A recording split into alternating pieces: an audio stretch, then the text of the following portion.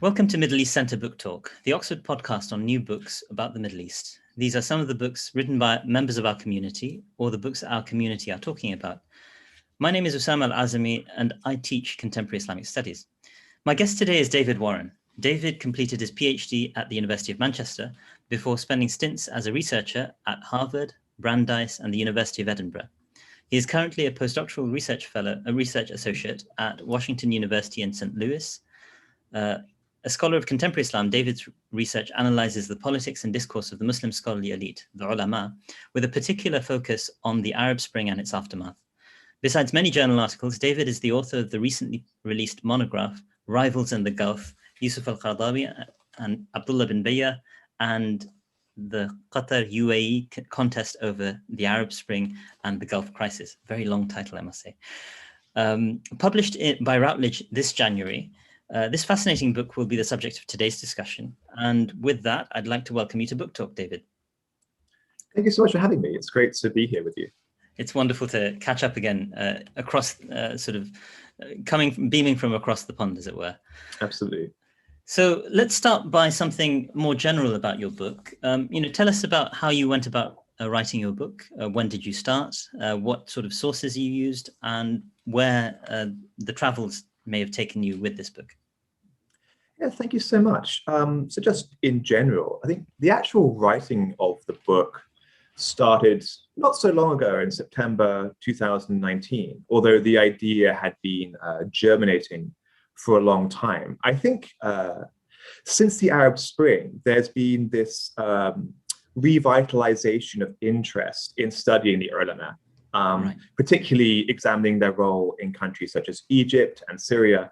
And so what I wanted to do in this book was bring that new emphasis into conversation with these new studies of the Gulf region, particularly focusing on Qatar and the UAE.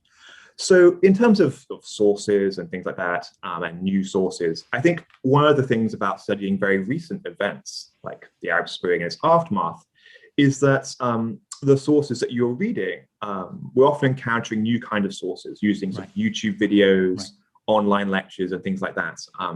So I focus primarily on public statements these ulama have made, interviews on Al Jazeera, things like that. Just thinking about more broadly about other interesting sources I encountered that I wasn't planning to or inspecting was, for example, in the first chapter of the book, I talk a little bit about the history of the ulama in Qatar to just gauge how Qaradawi's influence in post-1961 when he arrived. And that involved reading some very old ulama biographies of scholars in the Arabian Peninsula, early 20th century, these sort of life stories of scholars circulating around at the time, which I wasn't really anticipating looking at when I first started the project.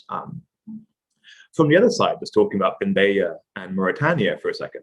Similarly, when looking at his relationship with the UAE and the al-Nahyans family, I also sort of found myself reading sources I wasn't expecting to, looking at old French studies of Emirati aid policies towards Mauritania in the 1970s. In a way that, again, starting writing this book, I wasn't expecting to be taken toward. And just lastly, the fieldwork, mainly Doha and Abu Dhabi, and just thinking about how the question of the book is how to think about these two cities. What ways can we think about these places alongside centers such as Cairo, Medina, Damascus? And is there a way of thinking about them alongside that? You talk about the sort of the, I think you use the term moral geographies, drawing on Zareen Agriwal, and thinking about these as major nodes in the international sort of network of Islamic learning, Islamic knowledge, Islamic culture. And I think that that's actually probably what these centers are aspiring to become. But I guess it's going to be a question for us to assess how successful they are as you, in a sense, take a first stab at within the scholarly sort of discourse. But thank you very much. I mean, and of course, you also traveled extensively in that region, as well as for your PhD. So you're very well traveled over the past decade or so, and I think a lot of that was because your PhD, of course, focuses a lot on Yusuf al Qaradawi. So a lot of that was in Qatar, but also in Abu Dhabi. You spent a lot of time. So fascinating to get some of that background. I mean, there are always so many angles to take when looking at a book like this, and this is going to reflect my own sort of biases inevitably. But I'm very interested in this sort of dialogue that, in a sense, a dialogue or a comparison that you undertake between sort of the two scholars who are on the cover of this book, Yusuf al Qaradawi and Abdullah Bin Bayyah. And I'm just curious, you speak of the way in which the two scholars you are concerned with have shaped, you kind of used the term shaped, the understanding of Islam of the ruling families of Doha and Abu Dhabi respectively. Why do you say this? And if you can perhaps elaborate. Yes, thank you. I use the word shaped. When I use that word, I'm thinking about the state of the field and the study of the ulama and the states. We often think about these sort of two poles. Either the ulama are being sort of co-opted by the state and its apparatus, or they're resisting, right? And this particular study is just trying to think a bit more nuanced about what is the actual role of the ulama, particularly in Qatar and the UAE in this case. And so it is not as if Qaradawi or Bin Bayyah are actually advising and impacting policy, then what is their influence, right? And so, as I say in the book, think about Qaradawi for a second, whose influence and time in Qatar is much longer, stretching back to 1961. Right. The main point I'm making is that one key element of his larger project, as I see it, is the idea of making Islamic law a popular discourse, making it relevant and meaningful in the lives of everyday believers. Right. The lawful underpinnings in Islam being a major example of that. And the point, as it pertains to Qatar, is the idea that if Islamic law is relevant and meaningful in every aspect of a believer's life, including politics, then the idea of political Islam, the brotherhood, things like that, is less threatening intrinsically in the mind, in the general sense of the Qatari family and Qatari policy. Right. The contrast, of course, with Bin Bayyah, I talk about shaping, because I feel that, or in my analysis, the key point I draw out in this book is the trope of chaos, right? Chaos in religious discourse. Right. And in Bin Bayyah's vision, or in his view, or his assessments of the region, the chaos in religious discourse is a key cause or a prime cause of conflict and turmoil. Thinking about how it shapes that trope of chaos then becomes taken up and repeated by Emirati members of the royal family, Emirati diplomats, as a justification for those policies, even if Bin Bayyah himself is not influencing Emirati policy towards, say, Yemen, for example. Right. I mean, one of the things that I found interesting, and perhaps, I would want to push back against slightly, is that in many respects, in the modern period that we're residing in, the states really have overwhelmingly the upper hand in this. And you make this very clear in, for example, the case of Qaradawi, where you point out, in a sense, there's a kind of threat of, or you say, in general, there's this threat of deportation that hangs over all non-resident sort of scholars. So Bin Bayyah is from Mauritania. He resides in Jeddah, and he, he's an official for the Abu Dhabi state, or the UAE state, in which Abu Dhabi forms the most powerful emirate.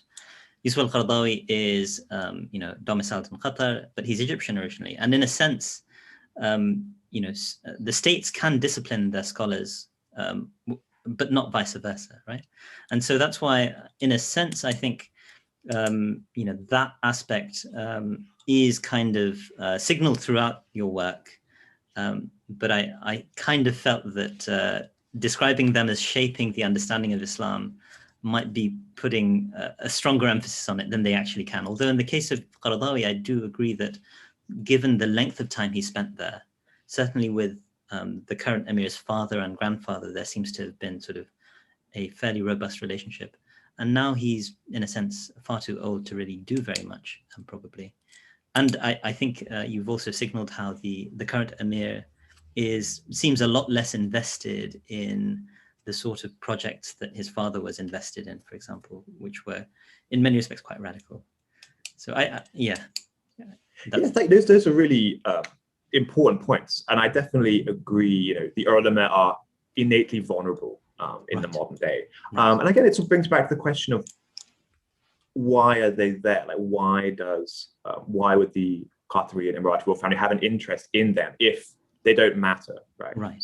So it's again thinking about creatively, what is their influence there? If Bin Bayyah or Qaradawi be gone tomorrow, right? If they are no longer useful, then what is going on here? And so that's kind of why I wanted to introduce the concept of state branding, and bringing it in from sort of study of international relations of the Gulf to think about, well, they have a use and importance, not so much, again, influencing policy or changing policy, but how these states are branded on the global stage. Because again, we sometimes forget that Qatar and the UAE and also Kuwait, Bahrain are innately vulnerable states. All of those states have either been occupied, had territory claimed, or been threatened by their much larger neighbors in the recent few decades. And so the reason I use state branding and talk about Qaradawi and Bin Bayyah's role in that is to highlight that they have a role for engendering, for Qatar and the UAE, engendering outside powers' interest in preserving their security. So for Bin Bayyah, branding the UAE, his role in branding the UAE as a center of desirable Islamic reform in the eyes of the US, that in turn ensures continued American interest in Emirati security, which is where his influence is useful, right? And where he does add value, as it were, to the UAE brand. Right? And I think, that's a very important point there in the sense that these people are extremely valuable assets in soft power projection of certain kinds, right? Although I think, and we can come back to this perhaps later on in the discussion, that the way in which the Qataris have historically, deployed, you could argue, the Qaradawi as a figure in their media landscape, and of course their media landscape encompasses the world in a sense through Al Jazeera, versus the way in which Abu Dhabi has done the same with Bin Bayyah, are qualitatively very significantly different in my view, in a way that I think is not sort of highlighted quite as much, but we can potentially discuss that later on if that's all right. I had a couple of other questions. These podcasts are fairly short, so we're going to fit as much as we can in the 25 minutes or so that we have. I wanted to ask one question on Qaradawi and then after that on Bin Bayyah. So you discussed certain problems that Qaradawi has failed to work through in his conception of democracy that leave it wanting as a social principle, or a principle of social organization, you could say. Could you outline these in brief, and then hopefully we can discuss them briefly as well? Yes, thank you. I think the first thing is, there's always sort of critiques or tensions in any social theory, any political theory. So Qaradawi is very, very far from being unique in that regard. And I think I use the phrase in the books of imprecise but sincerely democratic in his vision of democracy. Absolutely a Democrat and believes in democracy as a political theory. I think I felt a need to include critiques of Qaradawi's vision of democracy, because I felt there were two instances in particular that made that helpful to think with. One of which, Qaradawi's failure, that's the right word, to not support the uprising in Bahrain and talk about it as an armed sectarian uprising and an Iranian plot. And also to think about his initial response to the opposition to President Morsi in early 2013. Of course, sort of dismissing this as manufactured. And of course, we do now know that he was at least partly right in that statement, but also I think it's important to think about his initial response. And so the critiques I included were drawing on Khalid Abu al-Fadl, which was the idea that when Qaradawi thinks about democracy, he did not fully account for the nature of the modern state and the qualitative difference between a modern state as sort of a pre-modern sultanate, as it were, and didn't fully account for the need to protect the individual from the power of the modern state. The other critique al-Fadl included, I thought was useful, is his idea that there are times when Qaradawi describes democracy as in effect giving effect to the will of the majority, right? And Qaradawi's vision that the Muslim citizen is innately desirous, the faithful citizen is innately desirous of some kind of Islamic state.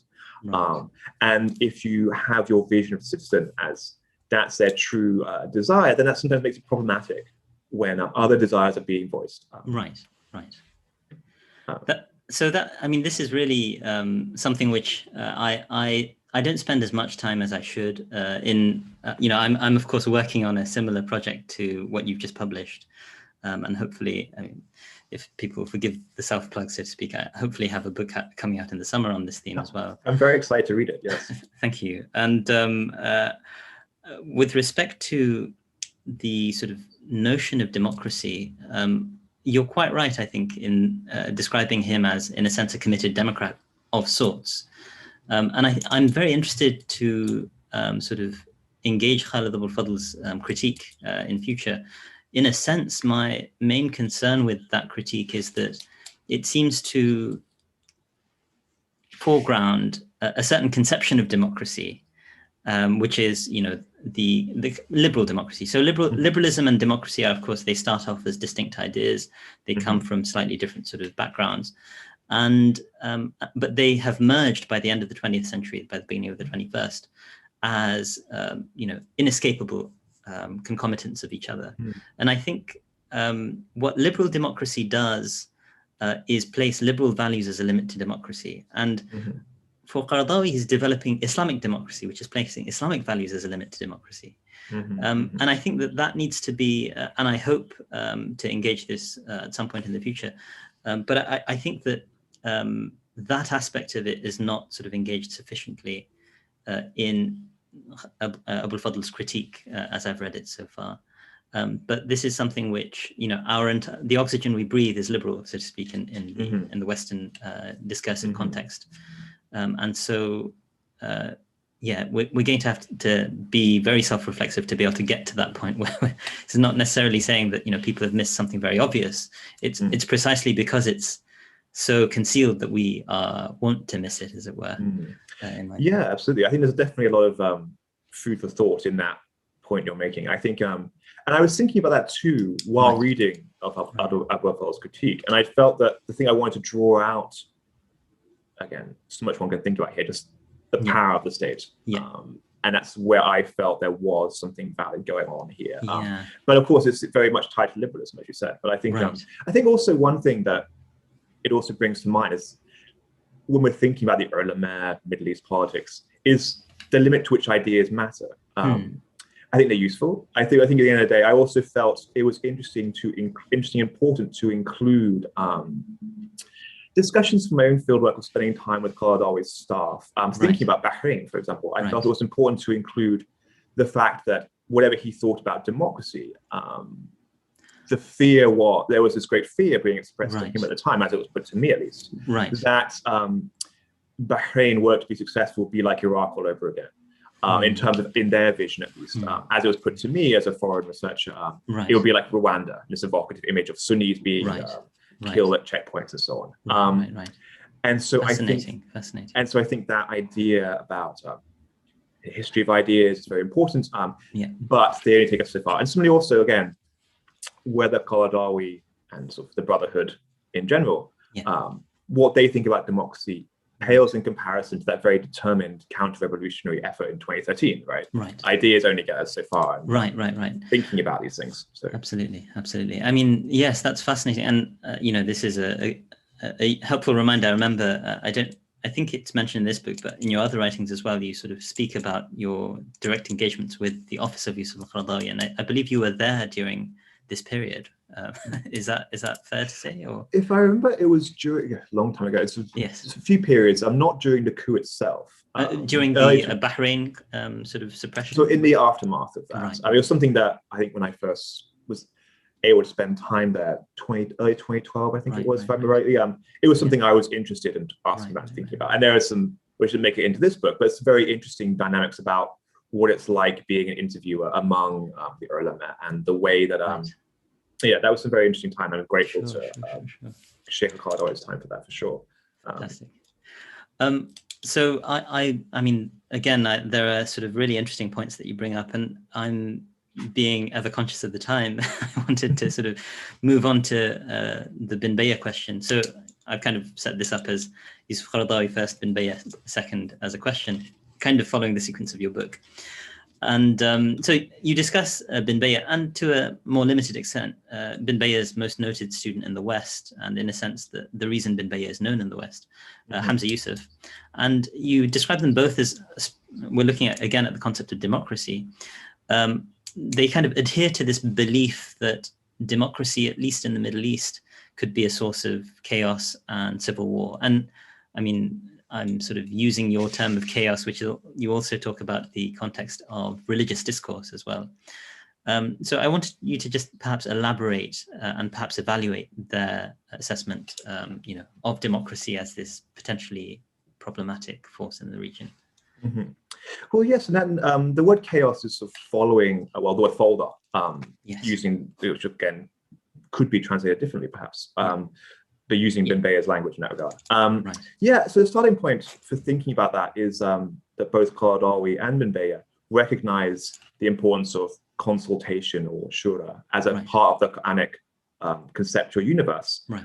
Where they differ is that while Qaradawi sees democracy in particular as having a particular moral good, Bin Bayyah sort of sees democracy as one form of consultation among many, which has no particular or additional value. And so for Bin Bayyah, the idea is that, of course, rulers should consult their people, and rulers should consult representatives of their people, but those representatives need not be elected. And it does not add any legitimacy to them. What makes them legitimate is that they know the desires and needs of their people innately, right? And are very cognizant of that. That's his understanding. Sure. But the idea that he talks about is, in his vision of the region, explanation of what's happening in the region right now, is he uses this phrase, lack of common ground, oftentimes, for why, in his view, democracy will not work. That's partly based on his assessment of recent historical events. He cites the Algerian Civil War. He cites the aftermath of the invasion of Iraq.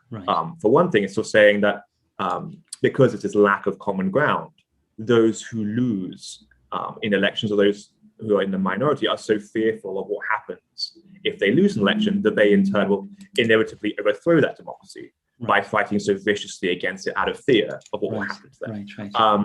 And then the idea, of course, in his assessment of the Syrian civil war, is that because ruling regimes are so fearful of democracy and what will happen to them, because of this lack of common ground, they will fight so viciously against it, right? So in his view, sort of the desire for democracy in turn brings about conflict inevitably, in his sort of justification. The other point that he makes is this idea that, of course, he uses discourse of peace, by which he means the absence of violence, right? And for him, the term peace takes center stage in his discourse because it's the basic condition from which any other right can flow, right? And of course, the critique of that is that he has this view of peace without justice, right? Peace without accountability, as being preferred. And this idea, at least in his discourse, is that justice and accountability are postponed indefinitely. Yeah. I mean, yeah, that's, I think your concluding description of him as sort of seeking peace without justice is quite apt, because, you know, he's relatively explicit about that, isn't he? And it's fascinating. It's kind of like a discourse I've not really heard anywhere before. Perhaps I've not been paying attention. I mean, I'd be interested to see if there's reflection in political theory at all in those sorts of, because it doesn't seem terribly sustainable, except in the context of these all-powerful modern states that are able to engage in surveillance and mass repression on the scale that you know, one witnesses through you know, in the post-Arab revolutionary context. Sorry, that takes us back to the again, the value of Abu al-Fadl's critique in general of the power of the state and the way these contemporary thinkers are not necessarily accounting for that. Because of course, Bin Bayyah, as somebody of course incredibly well versed in the classical tradition, you know, uses this binary between sort of deen and siyasa sharia as a way of this sort of distinction between the purview of the ulama and the purview of the ruler. But of course, one need not be an expert in classical Islamic thought to see the difference between sort of an Ottoman Sultanate or the Abbasid Caliphate and the sort of hyper-authoritarian state that is the modern UAE, with all the power and technology that it has, which I think he in that vision is not necessarily accounting for. So this is where, I mean, like, in a sense, my interpretation differs slightly from yours, perhaps, I mean, more than slightly, in the sense that I actually, and disagrees with Abul Fadl as well, because I actually think that there is a cognizance on the part of Qaradawi of the, you know, just the all-encompassing nature of the authoritarian state, and that is a problem as well. Although, in a sense, so I'm thinking of his book Ad-Din wa Siyasa, so it's published 2006, originally by the European Council of Fatwa and Research. And, you know, there he has a passage or a page and a half where he talks about how in the medieval era, the state was this provincial affair, which didn't really have an impact on the vast majority of Muslim lands. You know, aside from the provincial capital, so to speak, or I mean the ostensible metropole, right, which didn't really have enough power to be able to assert its authority in the way that modern technology just allows the bureaucratic state, modern bureaucratic state, to take over everything. And in a sense, his argument is that is why the state is so important and needs to be brought within, you know, the control of the populace, because historically the ulama would have, you know, managed through, you know, their own institutions and their awqaf, the administration of the law, the administration of education, the administration of managing all sorts of, you know, legal disagreements through qada and so on. Even if the qadi is very, you know, the major qadis are very often appointees of the state, but, you know, in a sense, and other scholars have argued this as well. Noah Feldman talks about the sort of independence of the ulama from the state, so to speak. So whereas Bin Bayyah, on the other hand, you know, gives you no sense of that. He's, in my estimation, you know, a brilliant jurist who is using his intellectual brilliance to basically justify what Abu Dhabi wants, and that's my reading. I'm not saying that they're telling him this is what you have to do, but there's just this concord in the way that they see the world. You know, the ruler's there, and he himself, that it's going to sort of give rise to that, in my estimation. I suppose time is running short, but just a couple of points to respond to very important points. I think, for sure, your point about Bin Bayyah is interesting. There's a kind of a concordance one can see with perhaps between him and kind of sort of benevolent authoritarian and sort of Sheikh Zayed, and the way, and I certainly think in this book, sort of talking about going back to the 70s when Sheikh Zayed, the founder of the UAE, makes a number of high-profile visits to the Mauritania, a major Mauritania, UAE, is the largest donor to Mauritania, sort of building infrastructure in a way one can sort of appreciate without wishing to get too technical, thinking about how he might be a kind of figure, sort of desirous of humanitarian ruler. And sort of Humanitarian Day is sort of part of the Emirati brand of Sheikh Zayed as well. I think also just the last point, I think, about your point about the authoritarian state, and Qaradawi's recognition of that, I think is really interesting. I think it makes me think about the kind of theoretical literature that I'm drawing on in this book, based on people like Hussein Agrama, Samuli Shilka, Seba Mahmoud, and Halak more distantly. This idea about how it's not a difference between an authoritarian state and a non-authoritarian state. It's just the modern nation state as a whole, and how it shapes the kind of possibilities. And again, that's more of a sort of theoretical debate about where you stand and what kind of theoretical readings you find useful and convincing. So for me, I find that kind of literature, Hussein Agrama, Samuli Shilka, who I cite a lot, sort of Timothy Mitchell, not cited so much, but I think that kind of literature about just the state in general.